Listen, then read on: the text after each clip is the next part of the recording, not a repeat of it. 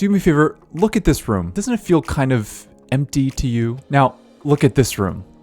Definitely a lot more alive, right? If you don't have plants in your room, you're missing out on an easy way to make your room feel more complete. But hey, I get it. Looking good is one thing, but maintaining those plants is a whole other thing. Like, it would suck to spend so much money buying plants and then just have them die on you a couple weeks in. So today we're talking about the houseplants that are hard to kill and look good at the same time. Now, what do we mean by hard to kill? Well, some plants just need a whole lot more attention. You have to water them the right way, you have to wipe down their leaves, they need certain humidity. The plants today are the ones where all they need is water and you know exactly when you need to water them. So great for beginners and anybody else that doesn't want to spend too much time taking care of their plants. I own a few of these, so I'll make sure to show you mine as well. And hey, really quickly, these are all unfortunately toxic to pets, so please be careful. You might need some alternative decor choices if you do have a pet and you can't take care of a needy plant. Now, before we begin, this is a new channel, so I need your support.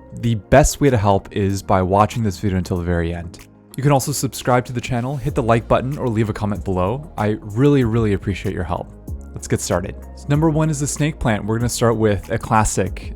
This is the plant that you see in all the catalogs. You'll always see it in a sort of white pot and wooden stand, very classic look. Snake plants are ridiculously easy to take care of. I mean, most people will say that they actually do better when they're ignored. They'll handle low light no problem and actually prefer to not get watered, surprisingly enough. And guys, really quick, when I say low light and no watering, let's just use some common sense. Every plant has the basics, right? So it needs some light, it needs some water, it shouldn't be freezing temperature, things like that. But you can get away with watering every other week and just even having a fluorescent light bulb if you don't have a window in the room. For snake plants, water them only when they are completely dry. Here's my snake plant. I check mine roughly every Saturday, and I do that by checking the top of the soil and then also feeling the dirt through the drainage hole at the bottom of the pot. If it's not dry, I'll just check in the next Saturday. So what I'm looking for is for the top to be completely dry and then for the bottom to also to have dry dirt as well. So it's completely dry all the way through. I've noticed that even though online they'll probably say 2 weeks, and I'll probably tell you 2 weeks as well. For mine, I actually noticed that I'll end up watering mine every month or so just because it's not dry until then. I wait because I just don't want to overwater. Overwatering is the easiest way to kill a plant. So because every situation is different, just trust your gut instead of blindly following whatever you read online. But snake plants, they look really good, super easy to take care of. This is number one.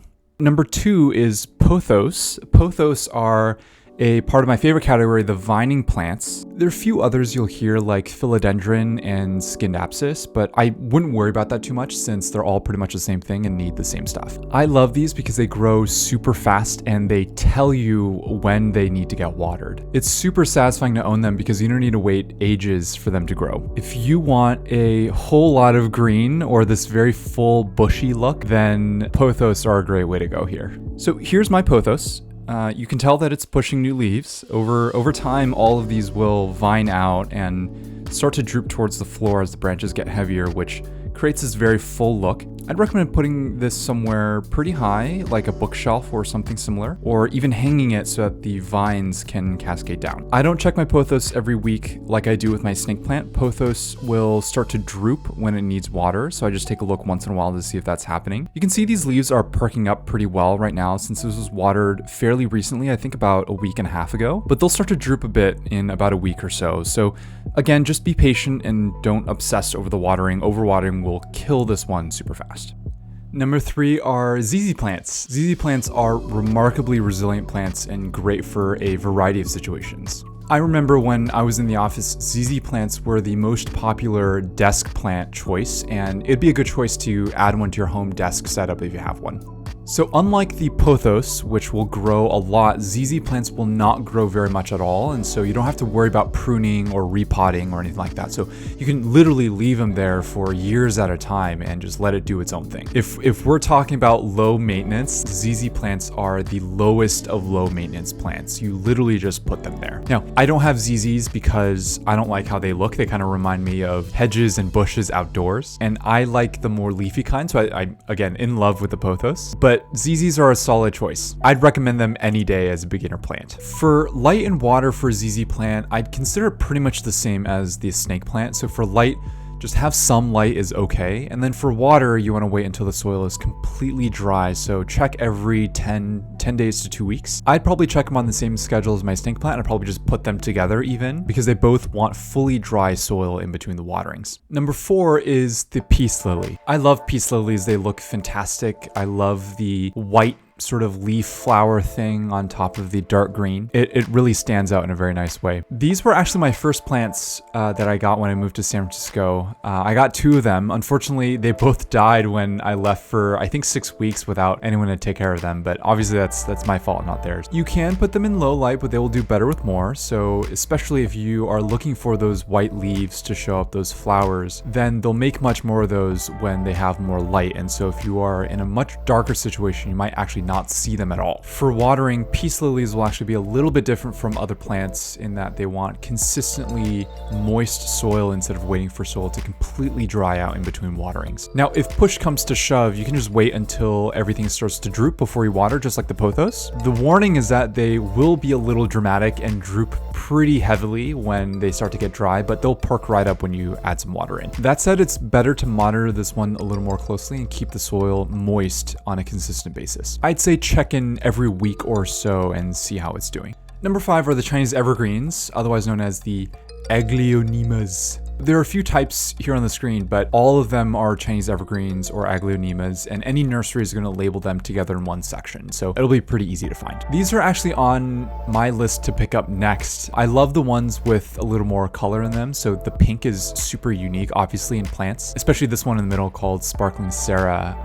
There are a bunch of varieties, but you can pick the sort of color combination that you're interested in. I think they really help break up a plant collection because of all the different color and color patterns that they have going on. When you buy a Chinese evergreen, they're probably going to start as a desk size or shelf size plant, but they can actually grow all the way through becoming a huge floor plant. So if you want to keep them growing, you will keep feeding them fertilizer, repot them every year or 2 years, and give them just more and more space to grow larger and larger. If you don't want them to grow, you can just keep them in the same pot, and at some point they'll find their maximum size and stop growing. So to take care of Chinese evergreens, they're actually very similar to the peace lilies. They'll do okay in low light, but obviously better with more light. Now, if you've chosen a variety of Chinese evergreen that has more color in the leaves, then you'll need more light in the room. They'll actually start to drop their color if you leave them in a low light situation for too long. For watering, you're going to wait until the top of the soil is dry, not quite like the snake plants or the ZZ plants where you want to wait until everything is dry, and also not quite like the peace lily, which needs consistently moist soil. You kind of want something in between here, which will actually be true for a lot of plants.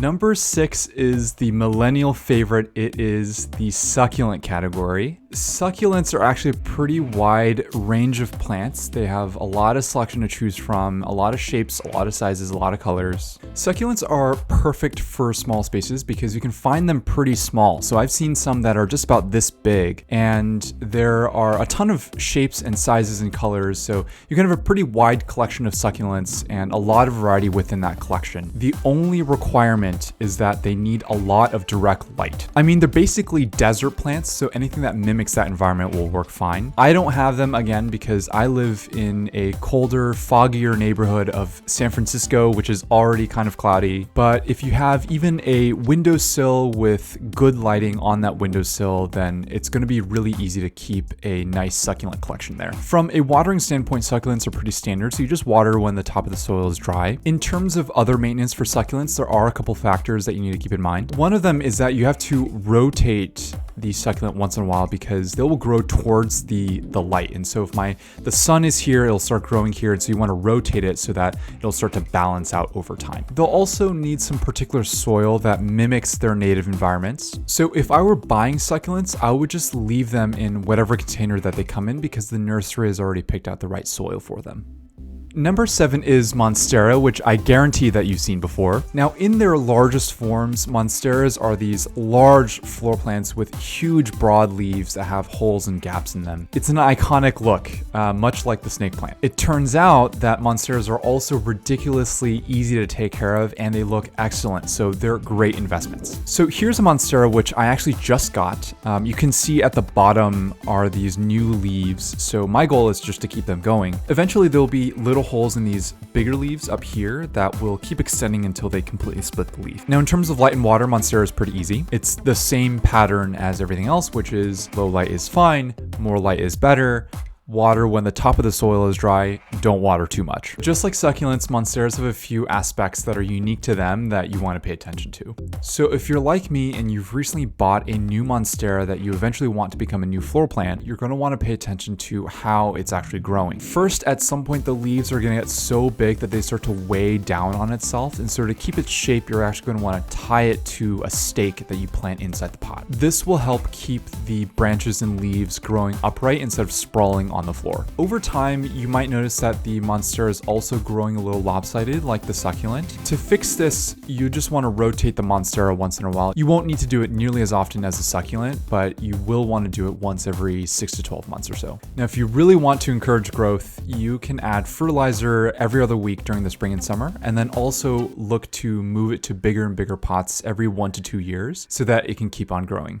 Number 8, our last plant is the rubber plant. Rubber plants have these nice rounded waxy leaves and a darker color than most plants, which again adds some variety to your plant collection. Fun fact, rubber plants are actually related to the fabled fiddle leaf fig, which looks like this. It's super trendy right now. They're both ficuses or fig trees, technically. I don't recommend fiddle leaf figs because they're notoriously difficult to take care of. Rubber plants are more resilient and can handle more situations, which make them easier for beginners to take care of. Rubber plants are still trees, and so they will continue growing if you want them to. Even if you start them as, a foot tall on a desk, they will grow indoors to a few feet tall if you let it. In the wild, in their native environments, they can grow to up to 60 to 80 feet. They're truly trees. But obviously, we're not going to do that indoors, unless, maybe, I don't know. So taking care of a rubber plant is basically the same as everything else, which is low light is fine, more light is better, water when the top of the soil is dry,